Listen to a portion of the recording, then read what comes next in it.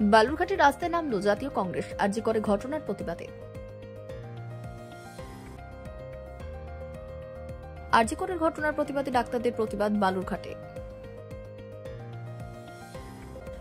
পশ্চিম মেদিনীপুরে আরজি করের ঘটনার প্রতিবাদে মেদিনীপুর মেডিকেল কলেজে অভিনব প্রতিবাদ। আলিপুরদুয়ারে ফালাকাটা সেভিং এজেন্ট অ্যাসোসিয়েশনের পক্ষ থেকে আরজি কর ঘটনার প্রতিবাদ মিছিল। ত্রিপুরায় ভয়াবহ বন্যায় ভেঙে পড়েছে ত্রিপুরার বাড়িঘর সহ দোকানপাট। আলিপুরদুয়ারে চা বাগানে প্রকাশ্যে জন্ম দিল হস্তি শাবকের একটি হাতি, চাঞ্চল্য এলাকায়। আগরতলায় গত 4 দিন ধরে বৃষ্টিতে জলের নিচে বাড়িঘর। রায়গঞ্জে বেহাল রাস্তা সংস্কারের দাবিতে পথ অবরোধ এলাকার বাসিন্দাদের। আরজি করের ঘটনার প্রতিবাদে রায়গঞ্জের চিত্রশিল্পীদের রং রাজপথে।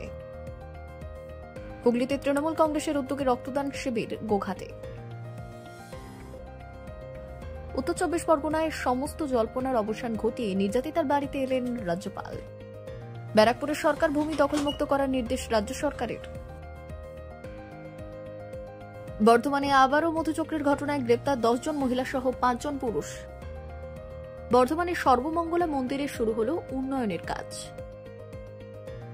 বীরভূমের সার্কিট হাউসের সাংবাদিকদের মুখোমুখি হয়ে তৃণমূল সাংসদ শতাব্দী রায়।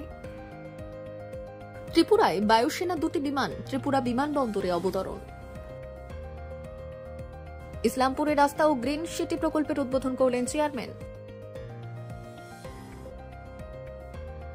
মালদায় টাকার বিনিময়ে রক্ত বিক্রির অভিযোগে গ্রেপ্তার 2।